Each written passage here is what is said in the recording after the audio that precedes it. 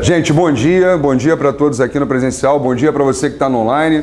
Meu nome é Fagner Sandes e nós vamos nos encontrar aqui a convite do nosso querido Ruas, 15 vezes para falar sobre direito de trabalho. Normalmente quando a gente pensa em direito de trabalho é um conteúdo bem extenso, às vezes denso e às vezes objetivo. Nesse primeiro momento nós vamos falar de fontes e princípios do direito do trabalho. Mas antes de adentrar efetivamente no tema, tá? Vocês vão perceber aí que eu deixei meu e-mail.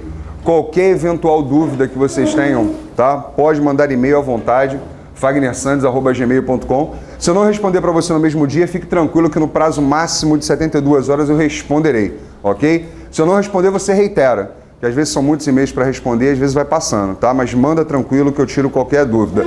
O ideal é que a gente sane as dúvidas aqui, né, em sala de aula.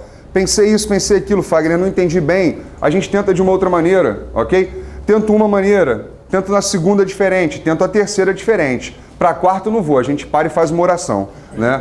Porque realmente é uma questão, né, de orar, tranquilo? Então vamos, né, sempre trabalhar nessa sinergia. Não entendeu? Pergunta. Não leva dúvida para casa, não.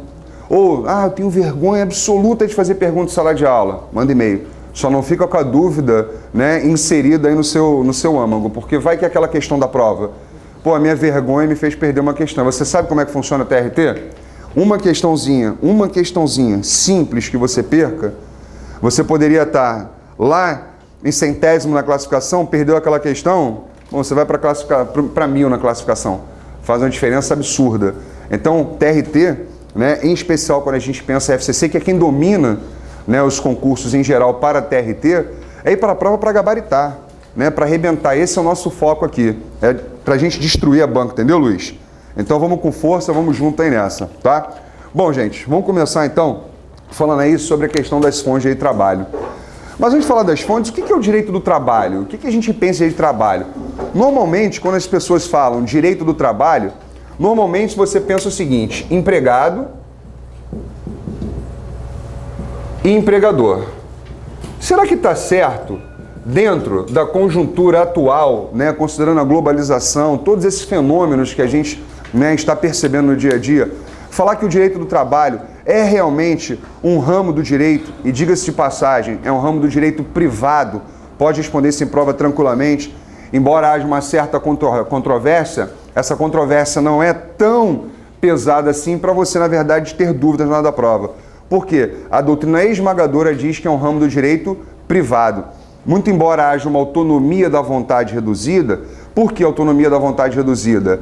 O próprio artigo 444 da CLT diz que as partes podem livremente dispor sobre as condições de trabalho, desde que respeitadas as disposições mínimas vigentes.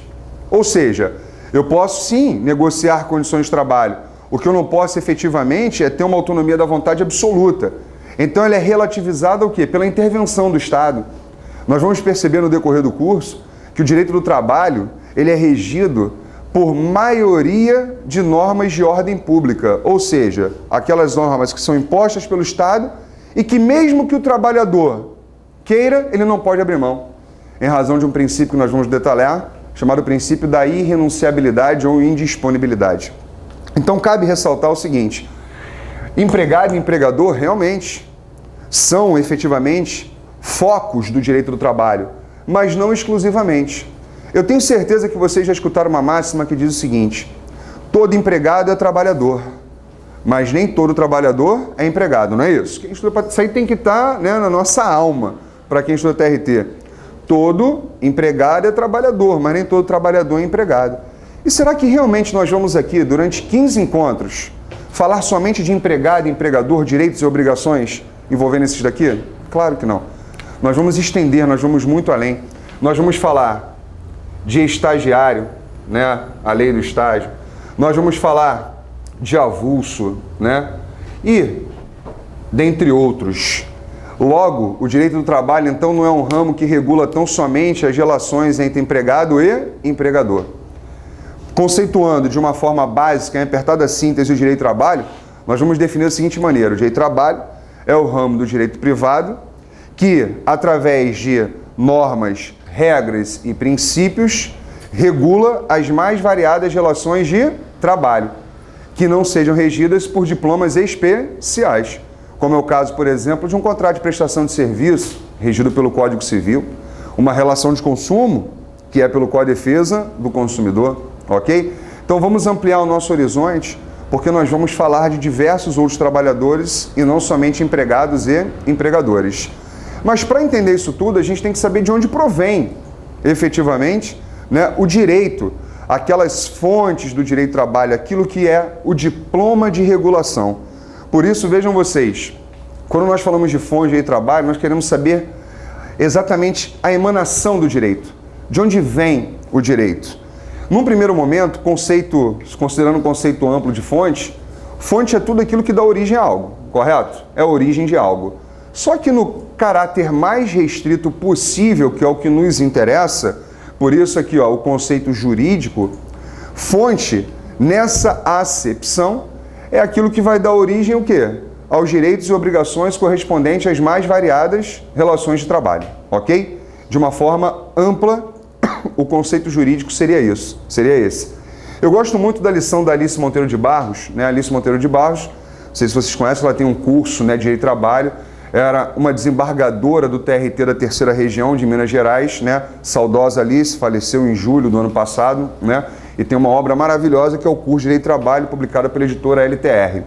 E ela vai dizer o seguinte pra gente: como fundamento de validade da norma jurídica, a fonte pressupõe um conjunto de normas, em que as de maior hierarquia constituem fontes das de hierarquia inferior.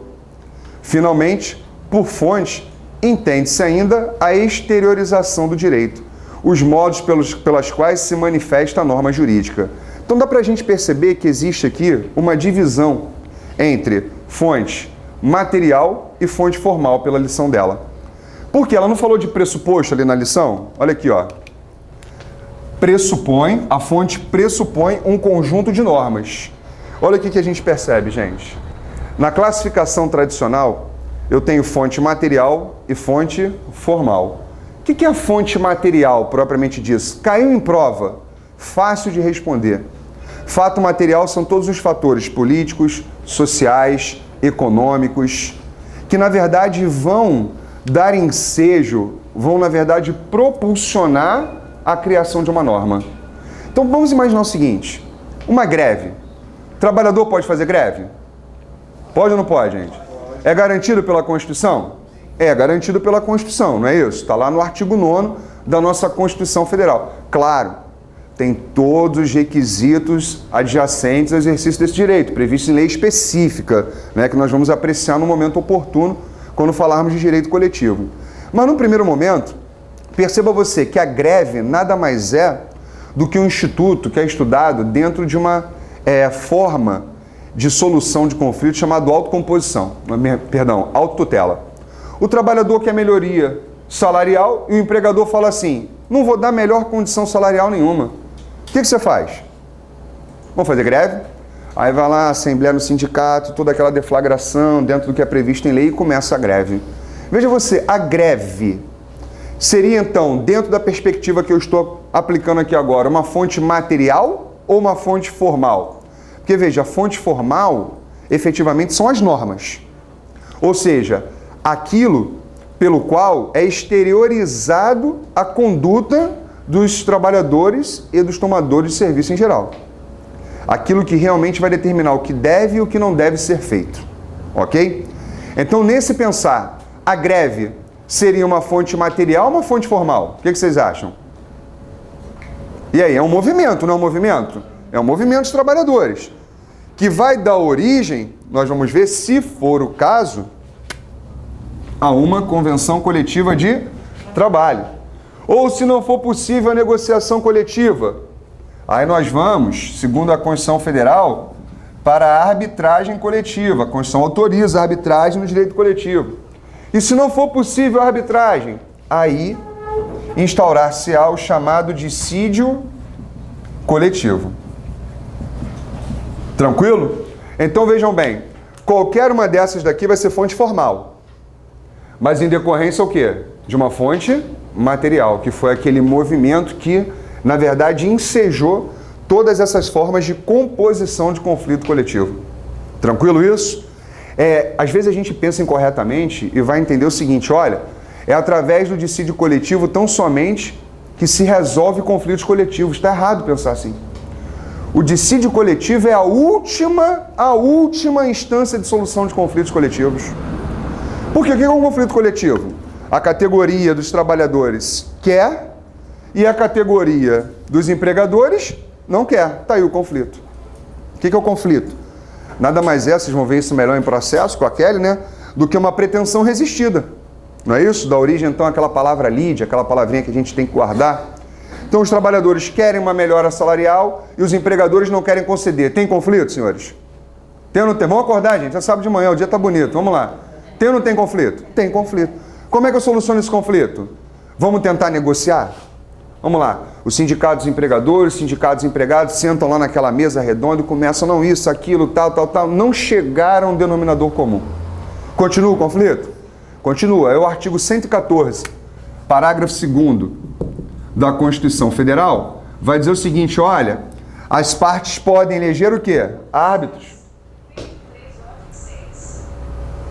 Tranquilo? Nada, tranquilo. Então, olha só, pode eleger árbitro? Sim. Pode, beleza. Não resolveu pela arbitragem, as partes não quiserem eleger árbitros. E agora? O que faz? Dissídio coletivo. Aí daqui nós vamos ter a chamada sentença normativa. Esse nome aqui, gente, é muito inapropriado, tá? Sentença normativa. Por quê? Quem julga dissídio coletivo é tribunal. Ou é o TRT, ou é o TST. Quando o conflito ele extravasa os limites de jurisdição de um TRT, aí ele vai ser levado para o TST. Mas então, na verdade, se a gente parar para pensar, tribunal não profere sentença. Não é isso? Sentença é ato do juízo monocrático de primeira instância, lá da vara. Então, na verdade, eu concordo com Carlos Henrique Bezerra Leite, quando ele diz que o correto seria o quê? Acórdão normativo. O que na verdade é, né, essa sentença normativa? Nada mais, nada menos do que o próprio poder normativo da Justiça do Trabalho. De criar o quê? Regras que vão reger as relações de trabalho, mas sempre observando o limite estabelecido pela Constituição. Qual é? Respeitar as disposições vigentes e as normas já pré-estabelecidas. Isso que é interessante. Então vejam, meus amigos, né, para a gente fechar esse assunto de uma forma mais tranquila. Todo e qualquer movimento ou fato social, econômico, político, histórico, filosófico, nós vamos considerar como fonte material. É aquilo que vai instigar, vai, na verdade, gerar uma propulsão para que seja criado o quê? A norma. E aí, quando eu crio a norma, eu vou pensar em fonte o quê? Formal. Então, a fonte formal é a exteriorização do direito propriamente dito. Você está com a CLT, não está? Na mão, não está? A CLT é fonte material ou fonte formal? Fonte formal, não é isso? A Constituição Federal? Fonte formal, né? Uma norma regulamentadora do Ministério do Trabalho e Emprego? E assim sucessivamente. A sentença normativa é fonte o quê? Formal. A sentença arbitral? Fonte formal. Tá claro o que eu estou dizendo? E depois a gente vai desmembrar isso em fonte formal autônoma e fonte formal heterônoma, mas no momento oportuno. Por hora, tá muito rápido, gente? Tá tranquilo? Porque eu sou meio acelerado. Não, mas tá tranquilo? Vejam só. No aspecto da fonte formal, aí eu trouxe até lição para vocês do Gustavo Felipe Barbosa. O que acontece? Existem duas teorias para explicar a origem das fontes formais. Ou você adota a teoria monista, ou você adota a teoria dualista. Sugiro eu que você adote a teoria pluralista, ok? Ou dualista. Qual é a diferença entre a teoria monista e a teoria pluralista? Está aí explicada. Para a teoria monista, só tem uma fonte, na verdade, uma fonte de normas, que seria o Estado. Só, tá ali, ó. O Estado é o único centro de positivação, do qual emanam todas as normas jurídicas. É isso que nós vemos. Eu acabei de falar aqui, ó, de Convenção Coletiva do Trabalho. Convenção Coletiva do Trabalho é emanação do Estado, senhores? Não é. É emanação o quê? Isso aqui não é negociação coletiva? Quando eu penso em negociação coletiva, eu penso em convenção coletiva de trabalho e acordo coletivo de trabalho, correto? O que distingue basicamente, depois nós vamos falar sobre isso aí mais a fundo, a convenção do acordo? É que a convenção é entre sindicatos, não é isso? Sindicato dos empregados, sindicato dos empregadores, e aplica toda a categoria, perfeito?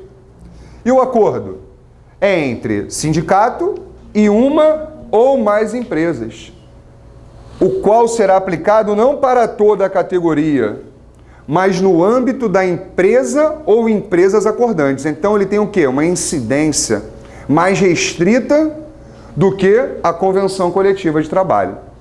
Guardaram isso? Então, ó, a CCT, a sua incidência é mais ampla, enquanto que o ACT, a sua incidência é mais restrita. Fechado? Pergunto a vocês, é o Estado que está, na verdade, aqui fazendo vigorar uma convenção coletiva, um acordo coletivo de trabalho? Não. Então já cai por terra a teoria monista. Porque não é o Estado, não é isso? O único centro de positivação do direito. Na verdade, nós vamos adotar a teoria pluralista ou dualista, denominada por outros doutrinadores de dualista, onde se diz o seguinte: reconhece a pluralidade de centros do poder, ou seja, núcleos de produção dos quais se originam as diversas normas jurídicas. Ou seja, pode ser do Estado, sim, que é o principal positivador, concordo, mas não exclusivamente ele. Porque de outros centros podem também emanar normas jurídicas. Para a gente ter uma ideia, o contrato de trabalho é uma norma? É uma fonte? Há controvérsias, não é isso? Regulamento de empresa. E aí? É fonte? Há controvérsias, não é isso? Vamos falar nisso daqui a pouquinho. Então, com base nisso, gente, a gente aplica a ideia do pluralismo das fontes, tá? Ou seja, nós apresentamos a ideia das normas terem um caráter o quê? Pluricêntrico. Isso é o que defende o Amaury Mascaro do Nascimento, tá? Então, essa ideia significa que as normas emanam do Estado e também dos grupos sociais. Os próprios interlocutores também podem fazer emanar normas jurídicas. Até aqui tá tudo claro? Tá, gente? Tranquilo? Sem nenhuma dúvida? Legal. E aí nós vamos, então, desmembrar as fontes formais. Só para recapitular, o que é a fonte material? São os fatos sociais, políticos, né? Isso, econômicos, filosóficos, que dão o quê? Ensejo, que incitam a elaboração o quê? Das normas. E quando eu falo de norma, eu estou falando da exteriorização do direito, como ele se apresenta. E aí eu penso em fonte o quê? Formal. Fechado? E as fontes formais? No que diz respeito às fontes formais, eu vou aplicar a teoria monista ou a teoria pluralista? Perfeito.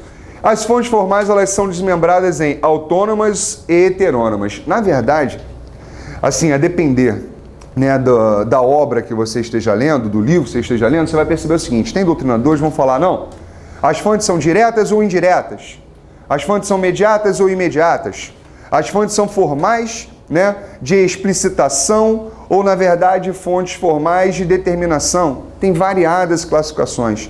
Nós vamos aqui abordar aquelas que as bancas cobram, em especial a FCC, ok? Fontes autônomas e fontes heterônomas. Meus amigos, basicamente, o que distingue fonte formal autônoma de fonte formal heterônoma? E aí, fonte formal, sabendo que ambas são o quê?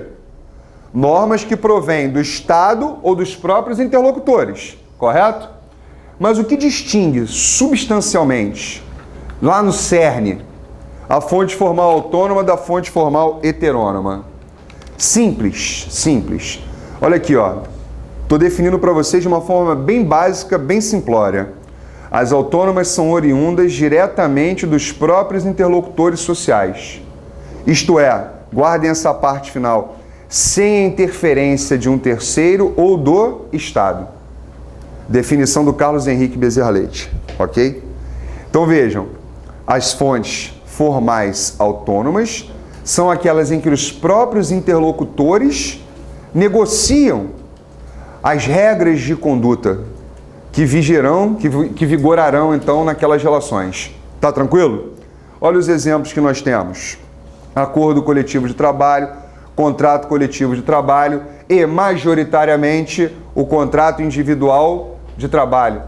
Também é considerado fonte formal autônoma. Por quê? Olha, meu amigo, você que levantou a questão aí da controvérsia, né? O contrato de trabalho é controvertido, não é? Se é uma fonte formal autônoma ou não. Por quê? Sabe por que tem essa controvérsia? Hein?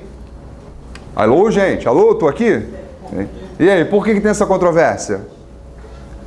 O que dá origem a essa controvérsia? Se o contrato individual de trabalho é ou não é uma fonte? Em razão daquela ideia da autonomia reduzida. Porque existem o quê? Aquelas regras mínimas que ninguém pode deixar de observar. Então, por isso, olha que coisa, né, um tanto quanto anômala, né, estranha. Alguns doutrinadores vão dizer que o contrato de trabalho, ele é um contrato de adesão. Por quê? O empregador chega para você e fala assim: Luiz, eu quero te contratar.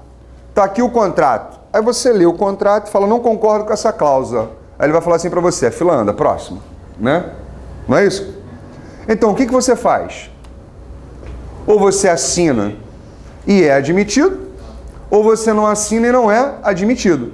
Por isso, alguns dizem que não é fonte. Entendeu? Formal autônoma do direito do trabalho. Mas, na verdade, essa tese, ela acaba caindo por terra. Por quê? Tu é obrigado a contratar? Não. E eu não posso tirar a exceção como regra. Porque, vejam bem, é notório que existem muitos empregados que têm muito mais know-how do que os empregadores. Concordam comigo? E aí ele pode chegar e falar: não, eu até assino, mas a minha condição é essa. Ou estabelecer mais vantagens além daquelas que já são minimamente asseguradas. Isso não é possível, senhores? E não está gerando direitos e obrigações? E mesmo que não seja, o contrato, ele não estabelece direitos e obrigações recíprocos? Nós vamos ver, quando falarmos de contrato de trabalho, que ele é sinalagmático. O que é isso? Sinalagmático, palavra esquisita, né? É simples. O contrato, ele tem direitos e obrigações recíprocos. Claro. A principal obrigação do empregador qual é? Mas em decorrência, porque isso é contraprestação, não esqueçam. Você trabalha para receber. Por isso que o salário, às vezes a gente não percebe, né, nas articulações das palavras o que significa exatamente, mas é isso. Quando a gente estuda a questão lá do salário, a gente não fala de contraprestação? Por que é contraprestação? Eu estou lecionando aqui hoje, não estou? Estamos aqui trocando essas ideias. Eu já recebi? Não, eu vou trabalhar para poder receber. Não é isso? Mesma coisa a gente no dia a dia, nas nossas empresas. Você trabalha e depois recebe. Você passando no TRT, sendo lá nomeado, empossado, toma aí teu primeiro salário para você trabalhar? Não, né? Você vai trabalhar e depois receber, tá vendo? Então, qual é a obrigação? Trabalhador, prestar serviço. E do empregador? Prestado serviço, retribuir como contraprestação, né, isso aquilo que foi avançado, aquilo que foi combinado, observando o mínimo, né, dito por lei ou por norma coletiva. Tá claro isso, gente? Daí então, né, fiquem tranquilos que majoritariamente hoje, né, se está entendendo, Jaqueline, acorda aí, vamos lá, que o contrato individual de trabalho é uma fonte, sim, do direito do trabalho. Agora, costume. Costume é um pouco mais tenso. Costume não se confunde com hábito. Eu vou trazer uma questão aí para vocês no final, tá? Que versa exatamente sobre isso aqui, sobre costume. Se o costume é ou não é fonte, né, formal do direito do trabalho. A questão é se é fonte formal autônoma ou heterônoma. Mas vamos só disciplinar o seguinte. O que é costume para você? Você levantou hoje de manhã, foi lá no seu, né, banheiro de casa e escovou os dentes, não foi? Isso é o quê? É um costume? Para fins de fonte jurídica, não. Qual é a relevância para o direito se você escovou o dente ou não? Tem relevância moral, né? Um obafudo lá, né? Mas para o direito, qual é a relevância? Nenhuma, né? Então, quando nós pensamos em costume, não podemos confundir com hábito. Hábito é aquilo do nosso dia a dia, realmente, para as nossas necessidades diárias. Costume, ele vai além. Costume significa prática reiterada de uma conduta, onde o seio social entende como obrigatória. Vocês já devem ter ouvido falar de costume jurídico. Já ouviu falar em jurisprudência, não já? O que é jurisprudência? Traduzindo a grosso modo, costume judiciário. Só isso. Ou seja, reiteradamente se decide daquela maneira e se entende que aquela maneira deve ser o quê? Obrigatória. Costume judiciário decorre então de análise jurisprudencial, ok? Agora, costume como norma, como ideia de fonte do direito material, tem uma outra análise, ok? Se você parar para pensar, no âmbito rural, por exemplo, nós vamos ver isso aqui, inclusive aqui, ó, até coloquei a Lei 5589/73. O intervalo intra-jornada, ele é concedido de acordo com o quê? Com os costumes locais. E aí é que está a diferença para a gente considerar o costume como fonte formal autônoma ou como fonte formal heterônoma. Se ele estiver previsto na lei, autorizado por lei, é heterônoma. Se for em decorrência daquela conduta social reiterada, mas que não está prevista em lei, significa o quê? Que é uma fonte formal autônoma.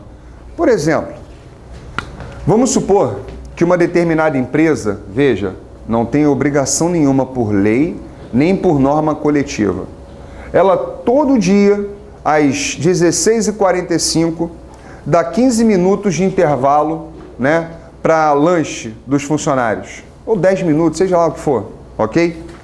Eu lhe pergunto, isso é o quê? Costume. É um costume. Isso é um costume e é uma fonte formal aqui, autônoma ou heterônoma? Autônoma. Isso vai repercutir? Vai, nós vamos ver. Tem até o J sobre isso, né, do Tribunal Superior do Trabalho. Tranquilo, gente? Deu para entender? Então o costume, se quer na tua prova, é fonte formal? É ou não é? É. É autônomo ou heterônomo? Depende. Autônomo, se não tiver previsão o quê? Legal. Se decorrer daquelas condutas obrigatórias do seio social sem permissivo legal. E vai ser heterônoma quando tem autorização legal, porque já é estabelecido o quê? A sua autorização por um terceiro que não os próprios o quê? Atores sociais. Fechado isso, gente? Tranquilo? Tá? Senhores, tendo dúvida, me parem, por favor.